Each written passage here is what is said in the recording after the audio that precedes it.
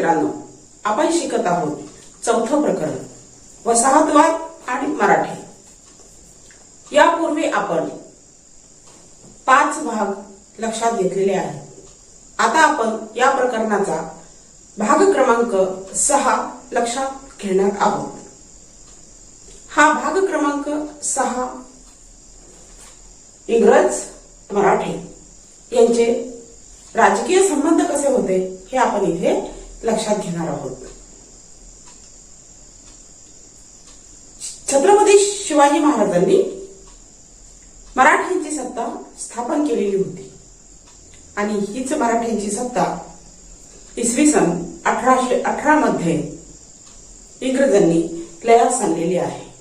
त्यामुळे इंग्रज व मराठी यांचे हे जे राजकीय संबंध आहेत हे इतिहासात महत्वपूर्ण राहिलेले आहेत। चला तर मग आता आपण लक्षात घेऊयात इंग्रज मराठे यांचे राजकीय संबंध। छत्रपती शिवाजी महाराज यांचे इंग्रजांशी राजकीय संबंध राहिलेले आहेत। मराठ्यांचे पेशवा नानासाहेब पेशवा यांनी इंग्रजांची मदत घेतलेली आहे। रघुनाथराव पेशवा यांनी इंग्रजांची मदत घेतलेली आहे आणि दुसरे बाजीराव यांनी सुद्धा इंग्रजांची मदत घेतलेली आहे आणि त्यामुळेच इंग्रज मराठा यांचे राजकीय संबंध हे इथे आपल्याला अभ्यासावयाचे आहे। छत्रपती शिवाजी महाराजांनी निर्माण केलेले हे जे स्वराज्य आहे हे स्वराज्य लयास जाण्याचं महत्वपूर्ण कारण म्हणजेच नानासाहेब पेशव्यांनी इंग्रजांची मदत घेतलेली आहे आणि तिथून पुढे रघुनाथराव दुसरा बाजीराव यांची जी चुकीची धोरणे होती त्या चुकीच्या धोरणामुळेच मराठ्यांचं राज्य हे नष्ट झालेलं आहे। इंग्रजांना मराठ्यांच्या राज्यकारभारात हस्तक्षेप करण्याची संधी मिळाली आणि मराठ्यांची सत्ता ही पूर्णतः नष्ट झालेली आहे, लयास गेलेली आहे। तर असे हे राजकीय संबंध इथे आपण लक्षात घेणार आहोत। छत्रपती शिवाजी महाराज आणि इंग्रज यांचा संबंध सर्वप्रथम अफजल खान प्रकरणात आलेला आहे। आता हा संबंध अफजल खान प्रकरणात कसा आला हे इथे आपण लक्षात घेऊ।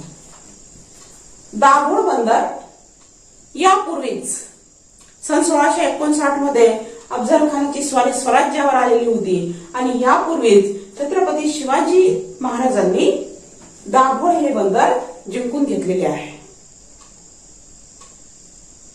दाभोळ बंदरात अफजल खानाची 3 जहाजे माल उतरवण्याच्या तयारीत होती। इतिहासात अफजल खान वध हा प्रसिद्ध आहे।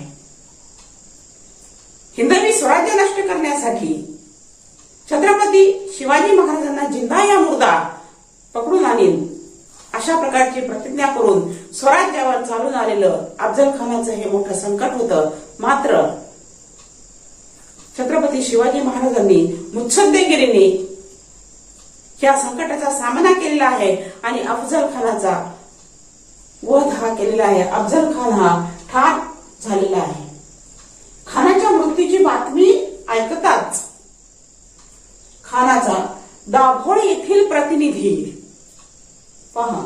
खानाचा दाभोळ येथील प्रतिनिधी महमूद शरीफ सर्व संपत्ती माल जहाजे घेऊन राजापूरला पळून गेलेला आहे। अफजल खानाचा हा जो प्रतिनिधी आहे अफजल खान ठार झालेला आहे, नष्ट झालेला आहे आणि त्यामुळे त्याने काय केलेलं आहे, दाभोळ येथील प्रतिनिधी महमूद शरीफ याने सर्व संपत्ती माल जहाजे घेऊन राजापूरला तो पळून गेलेला आहे। अफजल खानाचा मुलगा फाजल खान याने राजापूरचा सुभेदार अब्दुल करीम याला संबंधित जहाजावरील माल उतरवण्यास सांगितलेले आहे. तर पहा, महमूद शरीफ हा सर्व संपत्ती, माल, जहाजे घेऊन राजापूरला पळून गेलेला आहे. आणि अफजल खानाचा जो मुलगा आहे फाझल खान याने काय केलंय, राजापूरचा सुभेदार अब्दुल करीम. महमूद शरीफ हा कोण आहे? महमूद शरीफ हा खानाचा दाभोळ येथील प्रतिनिधी आहे, हे लक्षात घ्या. आणि अब्दुल करीम कोण आहे? तर अब्दुल करीम हा राजापूरचा सुभेदार आहे. आणि हा राजापूरचा सुभेदार जो आहे अब्दुल करीम याने संबंधित जहाजावरील माल उतरवण्यास फाझल खानने सांगितलेले आहे. मराठ्यांनी राजापूर बंदरावर हल्ला करून ते जिंकले. अब्दुल करीमने इंग्रजांचे कर्ज घेतले होते, मात्र परतफेड केलेली नव्हती. आणि हे कर्ज वसूल करण्यासाठी इंग्रजांनी अब्दुल करीमच्या ताब्यातील एक जहाज कर्जफेड म्हणून ताब्यात घेतले. तर पहा, 3 जहाजे जी राजापूरला आणलेली होती त्यापैकी अब्दुल करीमने घेतलेले कर्ज फेडले नाही आणि त्यामुळे इंग्रजांनी एक जहाज यावरती आपला ताबा मिळवलेला आहे. कर्जफेड म्हणून ते जहाज आपल्या ताब्यात घेतलेले आहे. आता यावर मराठ्यांनी कोणती भूमिका घेतली? मराठ्यांनी राजापूरवर हल्ला करून ते जिंकलेले होते आणि त्यामुळे जहाजावर आपोआपच मराठ्यांचं वर्चस्व निर्माण झालेलं होतं. मात्र इंग्रजांनी एका जहाजावर आपलं वर्चस्व प्रस्थापित केलं, तेव्हा ह्या जहाजाचा ताबा मिळविण्यासाठी मराठ्यांनी इंग्रजाकडे लकडा लावलेला आहे, पाठपुरावा केलेला आहे की ह्या जहाजावर आमचा ताबा आहे, आमचं वर्चस्व आहे, आमचं नियंत्रण आहे, असा पाठपुरावा केलेला आहे आणि ते जहाज आम्हाला परत द्यावे असे मराठ्यांनी सुचविले आहे. मात्र इंग्रजांनी जहाज परत देण्यास नकार दिलेला आहे आणि त्यामुळे मग मराठ्यांनी जैतापूर येथील इंग्रजांचा दलाल वेलजी यास अटक केली. जैतापूर येथील इंग्रजांचा दलाल वेलजी याला अटक केलेली आहे आणि ह्या वेलजीला केलेली अटक ही इंग्रजांना एक प्रकारे जोमणारी होती आणि वेलजीची सुटका व्हावी म्हणून इंग्रज अधिकारी फिलिप गिफर्ड हा आलेला आहे. आणि याच्यावर मराठ्यांनी काय भूमिका घेतली बघा, की सुटकेसाठी आलेला इंग्रज अधिकारी फिलिप गिफर्ड यास मराठ्यांनी कैदेत टाकलेला आहे, त्याला अटक केली. वेलजीलाही अटक केलेली होती आणि ह्या फिलिपला पण अटक केलेली आहे. कालांतराने मराठ्यांनी दोघांचीही सुटका केली. मात्र हे जे प्रकरण आहे, वेलजीला अटक करणं किंवा फिलिप गिफर्ड याला अटक करणं, तर यामुळे काय झालं, यामुळे इंग्रज आणि मराठे यांच्यामध्ये वितुष्ट निर्माण झालेले आहे. म्हणून पहिलाच पॉइंट शिकत असताना आपण असं शिकलेलं आहे, छत्रपती शिवाजी महाराज यांचा इंग्रजांशी संबंध हा अफजल खानाच्या प्रसंगी आलेला आहे. अफजल खानाचं स्वराज्यावर संकट आलं, अफजल खान ठार झालेला आहे आणि अफजल खान ठार झाला असताना त्याची जी जहाजे आहेत तर ती जहाजे राजापूर बंदरावर नेलेली आहेत. राजापूर सुद्धा मराठ्यांनी जिंकलेलं आहे आणि इंग्रजांनी आपलं कर्ज वसूल करण्यासाठी एका जहाजावर ताबा मिळवला. मात्र मराठ्यांनी अशी भूमिका घेतली की ते जे जहाज आहे ते सुद्धा आमचेच आहे. मात्र इंग्रज जहाज देण्यास नकार देत होते आणि यामुळे इंग्रजांचा जो वेलजी आहे दलाल, यालाच मराठ्यांनी अटक केली. ह्या वेलजीची सुटका करण्यासाठी इंग्रज अधिकारी फिलिप गिफॉर्ड आलेले आहेत, पण फिलिप गिफॉर्डलाही अटक केलेली आहे आणि कालांतराने मराठ्यांनी दोघांची सुटका केली. मात्र अशा ह्या प्रसंगामुळे इंग्रज आणि मराठे यांच्यामध्ये वितुष्ट आलेले आहे. छत्रपती शिवाजी महाराज पन्हाळा वेढ्यात अडकले असताना आदिलशहाला इंग्रजांनी म्हणजेच रेव्हिंग्टन, गिफॉर्ड, वेलजी यांनी तोफा आणि दारुगोळा पुरवलेला होता, त्यांची मदत केलेली होती. याचाच अर्थ छत्रपती शिवाजी महाराजांच्या विरोधात आदिलशहाला इंग्रजांनी लष्करी मदत ही केलेली होती. पन्हाळा वेढ्यात छत्रपती शिवाजी महाराजांची सुटका होणार नाही अशा प्रकारची परिस्थिती होती. सर्वांना तसे वाटत होते. आदिलशहा, इंग्रज यांचे असेच मत होते. मात्र गनिमी काव्याने छत्रपती शिवाजी महाराजांनी पन्हाळा वेढ्यातून स्वसुटकाही करून घेतलेली आहे. त्यामध्ये ते यशस्वी झालेले आहेत आणि राजापूरच्या स्वारीत त्यांनी इंग्रजांचा पराभव केलेला आहे. वखारी संदर्भात बोलणी करण्यासाठी इंग्रज वकील स्टीफन पुस्टिक रायगडावरती भेटायला आलेले आहेत. यावेळेस महाराजांचे वकील सुंदरजी आणि पिलाजी हे पण होते. मात्र त्यांची ही भेट अयशस्वी ठरलेली आहे. राजापूरच्या स्वारीत इंग्रजांचा पराभव केल्यानंतर Henry, Revington, Richard Taylor, Randolph Taylor, Philip Gifford या इंग्रज अधिकाऱ्यांना छत्रपतींनी 2 वर्ष कैदेत टाकलेले आहे. छत्रपती शिवाजी महाराजांच्या राज्याभिषेकासाठी हेनरी ऑक्सिझेंटन हा इंग्रज वकील आला. त्याने राजापूरला वखार काढण्याची परवानगी मिळवली. तर पहा,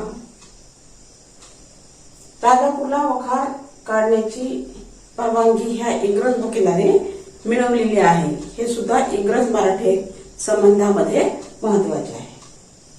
आता इंग्रज आणि मराठे यांच्यामध्ये तह झालेला आहे 12 जून 1674.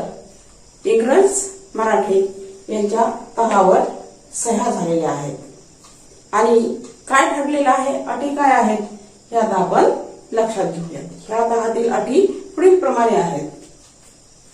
स्वराज्यात व्यापार करण्याची परवानगी मिळणे, म्हणजे स्वराज्यात इंग्रजांना व्यापार करण्याची परवानगी ही मिळालेली आहे किंवा तशी त्यांनी अट टाकलेली आहे की स्वराज्यात व्यापार करण्यासाठी परवानगी मिळणे. नंबर 2, राजापूर, दाभोळ, चौल, कल्याण येथे वखारी उघडणे. बघा, हे सर्व ठिकाणं जी आहेत ती मराठ्यांच्या वर्चस्वाखाली आहेत आणि त्यामुळे इंग्रजांनी इथे अशी अट टाकलेली आहे की राजापूर, दाभोळ, चौल, कल्याण येथे वखारी उघडणे. त्यानंतर इंग्रजांच्या मालावर 2.5% जकात घेणे. इंग्रजांचा जो माल आहे त्या मालावरती केवळ 2.5% जकात घेणे. तर अशा ह्या करारावर सह्या झालेल्या आहेत. मात्र छत्रपती शिवाजी राजांनी काय भूमिका घेतलेली आहे हे इथे आपल्याला महत्वपूर्ण आहे. इंग्रजी शिक्क्यांची नाणी मराठा राज्यात चालणार नाहीत अशा प्रकारची भूमिका छत्रपती शिवाजी महाराजांनी घेतलेली आहे. अतिशय महत्वपूर्ण ही भूमिका आहे. इंग्रजांना इथे जबरदस्त विरोध त्यांनी केलेला आहे. इंग्रजांची जहाजे फुटून किनाऱ्यास लागलेला माल इंग्रजांना परत द्यावा, याला सुद्धा छत्रपतींनी विरोध केलेला आहे. तसेच इंग्रजांचं असं मत होतं की जंजिऱ्याचा जो सिद्धी आहे तो नेहमी स्वराज्याला उपद्रव करायचा, तर अशा जंजिऱ्याच्या सिद्धीशी तह करावा, त्याच्याशी मैत्री करावी, त्याला कुठलाही त्रास देऊ नये, अशा प्रकारचं मत होतं. मात्र हे सुद्धा शिवाजी महाराजांनी खोडून टाकलेलं आहे, याला सुद्धा विरोध केलेला आहे.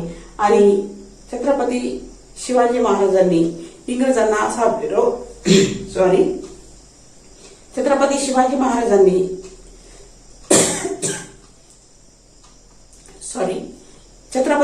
महाराजांनी इंग्रजांना अशा प्रकारचा विरोध करून मराठ्यांचे सार्वभौमत्व हे अबाधित ठेवलेले आहे. छत्रपती शाहू महाराज यांच्या नंतरच्या काळात नानासाहेब पेशव्यांनी मराठ्यांचे जे अंतर्गत प्रश्न होते तर ते सोडविण्यासाठी इंग्रजांची मदत घेतली आणि त्यामुळे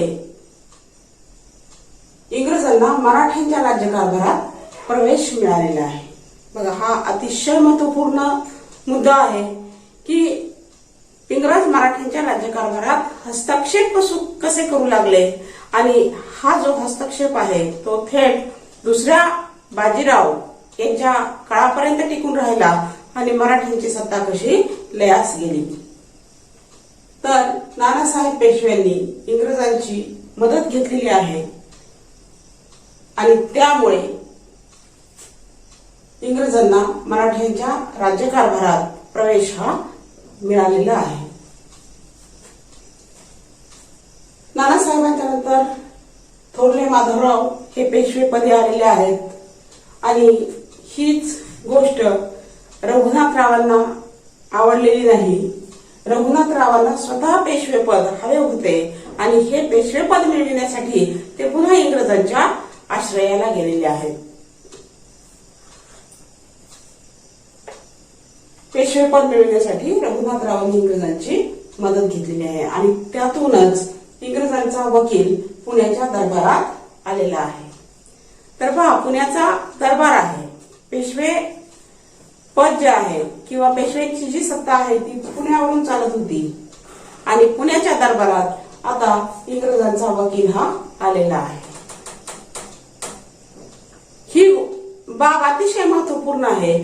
जेव्हा इंग्रज मराठ्यांचा अखेरचा पराभव करीत आहेत तेव्हा इंग्रजांचा जो वकील आहे त्यांनी मराठ्यांचे बारीक सारीक लष्करी डावपेच लक्षात घेतले आणि त्याचाच फायदा नंतरच्या काळात करून घेतलेला आहे इंग्रजांनी आणि मराठा सत्ता ही नष्ट झालेली आहे. त्यामुळे इथे हा घटक आपल्याला महत्वाचा आहे, कारण हा घटक आपल्याला पुढे सुद्धा येणार आहे. रघुनाथरावांनी इंग्रजांची मदत घेतली आणि त्यातूनच इंग्रजांचा वकील पुण्याच्या दरबारात आलेला आहे. पहा पुढे, 1665 मध्ये इंग्रजांनी मालवणचा किल्ला जिंकलेला आहे. थोरल्या माधवरावांचा मृत्यू झालेला आहे आणि त्यानंतर नारायणराव पेशवे पदावर आलेले आहेत. नारायणराव पेशवे पदावर असताना इंग्रजांनी ठाणे, वसई, विजयदुर्ग, रत्नागिरी काबीज करण्याचा प्रयत्न केलेला आहे. म्हणजे इंग्रजांची आता मराठ्यांचं राज्य जिंकून घेण्याची जी धावपळ सुरू झालेली आहे हे आपल्या लक्षात येते. मुघल बादशाह, दिल्लीचा जो बादशाह आहे हा आता नावालाच आहे, हा फारसा प्रभावी राहिलेला नाही. मुघल बादशाह शिंदे आणि होळकर यांच्या प्रभावाखाली होता. तर अशा ह्या बादशहाला आपल्या प्रभावाखाली आणण्यासाठी इंग्रजांचे प्रयत्न सुरू झालेले आहेत. तसेच बंगालमधील नागपूरकर भोसल्यांचा प्रभाव कमी करण्यासाठी सुद्धा इंग्रज सक्रिय झालेले आहेत. म्हणजेच मराठ्यांचा पराभव करण्यासाठी आता इंग्रजांना ही नामी संधी मिळालेली आहे. तर अशा पद्धतीने मुघल बादशहा शिंदे होळकरांच्या प्रभावाखाली जो होता तो नष्ट करून आपल्या प्रभावाखाली आणणे आणि बंगालमधील नागपूरकर भोसल्यांचा प्रभाव कमी करून त्याचवरती आपलं वर्चस्व प्रस्थापित करणे यासाठी इंग्रज प्रयत्न करीत आहेत. इंग्रज मराठी संबंध शिकत असताना आता आपल्याला शिकायचं आहे इंग्रज आणि मराठा यांच्यामध्ये झालेले पहिले युद्ध. तर इंग्रजांना मराठ्यांच्या दरबारात हस्तक्षेप करण्याची संधी मिळालेली आहे आणि त्यातून त्यांचं महत्व हे वाढत गेलं आणि त्यामधूनच इंग्रज मराठा यांच्यात पहिले युद्ध झालेले आहेत. तर याला कोणत्या बाबी जबाबदार होत्या हे आपण इथे लक्षात घेऊयात. नंबर 1, इंग्रजांना व्यापाराच्या दृष्टीने साष्टी, वसई ते कोकण पर्यंतचा सर्व प्रदेश ताब्यात असणे आवश्यक वाटत होते आणि त्या दृष्टीने इंग्रजांनी हालचाली सुरू केलेल्या आहेत. नंबर 2, पेशवे पदासाठी आश्रयास आलेल्या रघुनाथरावांना घेऊन इंग्रज मुंबईहून पुण्याला निघाले. 3, मराठ्यांशी त्यांची वडगाव येथे गाठ पडलेली आहे आणि या दोघांमध्ये युद्ध झालेलं आहे. यालाच पहिले इंग्रज मराठा युद्ध असे म्हटलेले आहे. या युद्धात इंग्रजांचा पराभव झालेला आहे आणि इंग्रज व मराठे यांच्यात तह झाला. तो तह म्हणजेच वडगावचा तह आहे. तर अशा पद्धतीने इंग्रज मराठा पहिले युद्ध आणि वडगावचा तह हा झालेला आहे. आता आपण लक्षात घेणार आहोत इंग्रज मराठा दुसरे युद्ध. या युद्धाचे कारणे काय आहेत हे आपण इथे लक्षात घेऊ. नंबर 1, पेशव्यांचे कारभारी नाना फडणवीस किंवा नाना फडणवीस यांनी पेशवे, नागपूरकर भोसले, निजाम व हैदर यांचा इंग्रजाविरुद्ध चतुःसंघ उभा केला. बघा इथे 4 सत्ता एकत्र आलेल्या आपल्याला दिसतात. पेशवे, नागपूरकर भोसले, निजाम आणि हैदर इंग्रजांच्या विरोधात नाना फडणवीस यांनी एक चतुःसंघ उभा केलेला आहे. इंग्रजांनी काय केले? इंग्रजांची नीती तर फोडा आणि जोडाच होती आणि या नीतीनुसार इंग्रजांनी या संघातून निजामाला फोडलेले आहे. इंग्रजांच्या आता हे लक्षात आले की हिंदुस्थानमध्ये आपली सत्ता कायमस्वरूपी निर्माण करायची असेल तर मातब्बर असलेले मराठे यांना पराभूत करणे आवश्यक आहे आणि त्या दृष्टिकोनातून हिंदुस्थानमध्ये इंग्रजांची कायमस्वरूपी सत्ता स्थापन करायची असेल तर मराठ्यांना पराभूत करणे आवश्यक आहे. हे इंग्रज गव्हर्नर वॉरन हेस्टिंग्ज यांच्या लक्षात आलेले आहे. 1795 मध्ये खर्ड्याच्या लढाईत मराठ्यांनी निजामाचा पराभव केलेला आहे. हा जो निजाम फोडलेला होता ह्या निजामाचा पराभव केलेला आहे. या लढाईच्या दरम्यान मराठ्यांच्या छावणीत असलेला इंग्रज वकील याने काय केलेलं आहे तर मराठ्यांच्या युद्ध पद्धतीचा बारीक सारीक तपशीलवार अभ्यास केलेला आहे. आपण वरती लक्षात घेतलेलं आहे की इंग्रज वकील आता मराठ्यांच्या अंतर्गत कारभारात आलेला आहे आणि इंग्रज वकिलाने पहा इथे मराठ्यांच्या युद्ध पद्धतीचा तपशीलवार अभ्यास केलेला आहे आणि त्या अभ्यासाच्या आधारावरच लॉर्ड वेलस्ली जो आहे या वेलस्लीने मराठ्यांचा पराभव करण्यात यश मिळवलेलं आहे. 6 नंबर आहे नाना फडणवीसांच्या मृत्यूनंतर दुसरा बाजीराव पेशवा व यशवंतराव होळकर यांच्यात वितुष्ट आले आणि त्यामुळे क्रमांक 7 यशवंतराव होळकरांनी बाजीराव दुसऱ्या याच्यावरती आक्रमण केलेले आहे. नंबर 8 दुसऱ्या बाजीरावने घाबरून जाऊन इंग्रजांचा आश्रय घेतला आणि वसईचा तह झालेला आहे. हा तह शिंदे होळकर या सरदारांना अमान्य होता. तर पहा, नाना फडणवीसांचा मृत्यू झालेला आहे आणि त्यानंतर मराठ्यांचे पेशवे जे आहे दुसरा बाजीराव आणि उत्तरेकडील सरदार यशवंतराव होळकर यांच्यामध्ये वितुष्ट आलेले त्याचे पटेनासे झाले आणि त्यामुळं यशवंतराव होळकरांनी दुसऱ्या बाजीरावावर आक्रमण केलेलं आहे. ह्या आक्रमणाचा सामना करायचा सोडून दुसरा बाजीराव इंग्रजांच्या आश्रयाला गेलेला आहे आणि त्यामुळे इंग्रजांना मराठ्यांचं राज्य नष्ट करण्याची आयतीच संधी मिळालेली आहे. तर इंग्रजांच्या आश्रयाला दुसरा बाजीराव गेलेले असल्यामुळे बाजीरावने इंग्रजाबरोबर वसईचा तह केला. इतिहासात या वसईच्या तहाला अतिशय महत्वाचं स्थान आहे. असं म्हटलं जातं की वसईच्या तहाने मराठ्यांचे सार्वभौमत्व हे इंग्रजाकडे गहाण ठेवले गेलेले आहे. तर असा हा इतका दुर्दैवी असलेला मराठ्यांच्या इतिहासातील वसईचा तह आहे. तर असा हा तह जो आहे तो शिंदे आणि होळकर या सरदारांना अमान्य होता आणि त्यामुळेच 1803 मध्ये इंग्रज मराठा यांच्यात दुसरे युद्ध झाले. यात मराठे सरदार जे होते त्यांचा पराभव झालेला आहे. मराठा सरदारांचा यात पराभव झाला. यापुढे आपल्याला लक्षात घ्यायचे आहे तिसरे इंग्रज मराठा युद्ध. क्रमांक 1, 1817 साली इंग्रज मराठा यांच्यात झालेल्या तिसऱ्या युद्धात मराठ्यांचा पराभव झाला.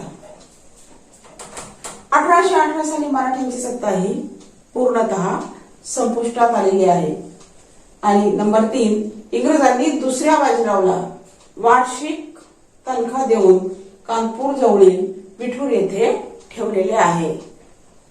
आणि अशा पद्धतीने मराठ्यांची सत्ता नष्ट होऊन इंग्रजांची सत्ता ही निर्माण झालेली आहे. विद्यार्थी मित्रांनो, आता आपल्या या प्रकरणाचा शेवटचा घटक आहे नकाशा वाचन.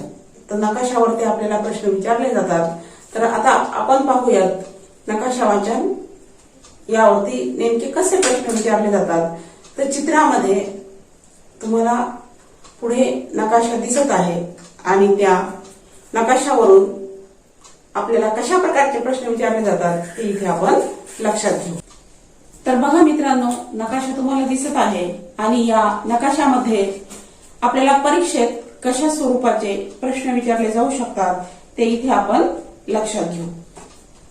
तर प्रश्न क्रमांक 1 आहे, भारताच्या पश्चिम किनारपट्टीवरील डचांच्या वसाहती कोठे होत्या? त्याचं उत्तर आहे कर्नाटकात पोर्टो नोहो किंवा परंगीपेट्टाई, तेगनापट्टम उर्फ देवनापट्टिनम येथील डचांच्या वसाहती. जेव्हा आपण डच मराठा संबंध शिकलेले होते त्यावेळेस ह्या वखारी आपल्या लक्षात आलेल्या आहेत, आपण शिकलेले आहेत. तर अशा प्रकारचा प्रश्न तुम्हाला येऊ शकतो. भारताच्या पश्चिम किनारपट्टीवरील डचांच्या वसाहती कोठे होत्या? तर तिथे उत्तर आपल्याला लिहायचंय कर्नाटकात पोर्टो नोहो आणि तेगनापट्टम किंवा देवनापट्टिनम. क्रमांक 2 चा प्रश्न आहे, पूर्व किनारपट्टीवरील फ्रेंचांनी कोठे वसाहती उभारल्या? तेव्हा त्याचं उत्तर आहे पुद्देचेरी म्हणजेच पॉंडिचेरी. प्रश्न परत एकदा ऐका, पूर्व किनारपट्टीवरील फ्रेंचांनी कोठे वसाहती उभारल्या? त्याचं उत्तर आहे पुद्देचेरी म्हणजेच पॉंडिचेरी.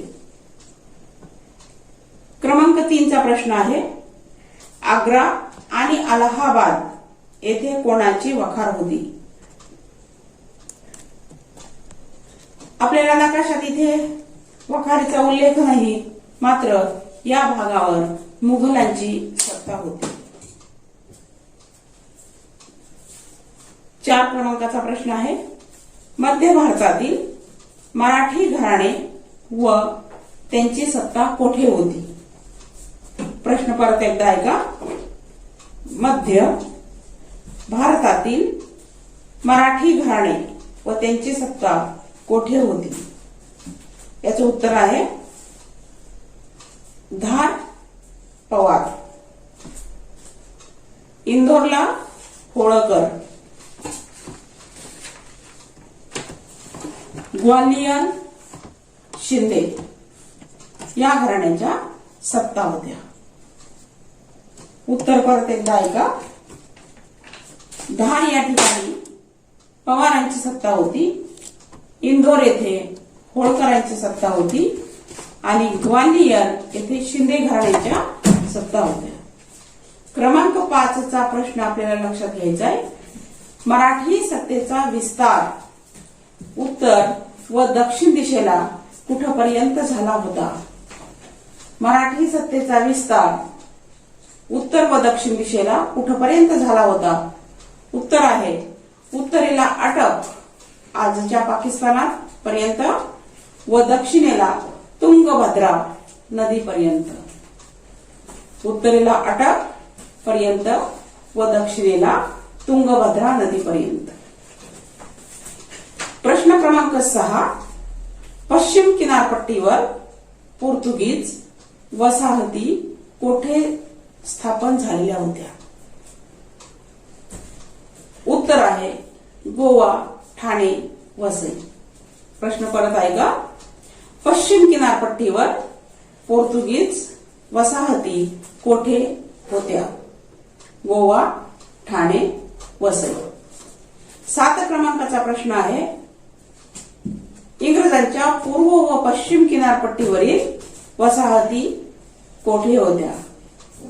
उत्तर आहे पूर्व किनारपट्टीवर चेन्नई म्हणजेच मद्रास व पश्चिम किनारपट्टीवर मुंबई. परत ऐका. प्रश्न क्रमांक 7. इंग्रजांच्या पूर्व व पश्चिम किनारपट्टीवरील वसाहती कोठे होत्या? पूर्व किनारपट्टीवर चेन्नई म्हणजेच मद्रास व पश्चिम किनारपट्टीवर मुंबई येथे वसाहती होत्या. क्रमांक 8 चा प्रश्न आहे. सिद्दीने आपली सत्ता पश्चिम किनारपट्टीवर कोठे स्थापन केली? उत्तर आहे जंजिरा. सिद्दीने आपली सत्ता पश्चिम किनारपट्टीवर कोठे स्थापन केली? उत्तर आहे जंजिरा. तर विद्यार्थी मित्रांनो, अशा पद्धतीने नकाशा वाचन यावरती आपल्याला 5 गुणांचे प्रश्न आहेत. तर या प्रकरणात अशा पद्धतीचा नकाशा वाचन यावरती प्रश्न आपण तयार केलेले आहेत. आणखीनही प्रश्न तुम्ही स्वतः तयार करू शकता आणि अभ्यास करू शकता. तर अशा पद्धतीने आपला वसाहतवाद आणि मराठे या प्रकरणातील भाग क्रमांक 6 इंग्रज मराठे हा इथे संपलेला आहे. आपण इथेच थांबूयात. पुढील भाग दुसऱ्या तासिकेत आपण शिकणार आहोत.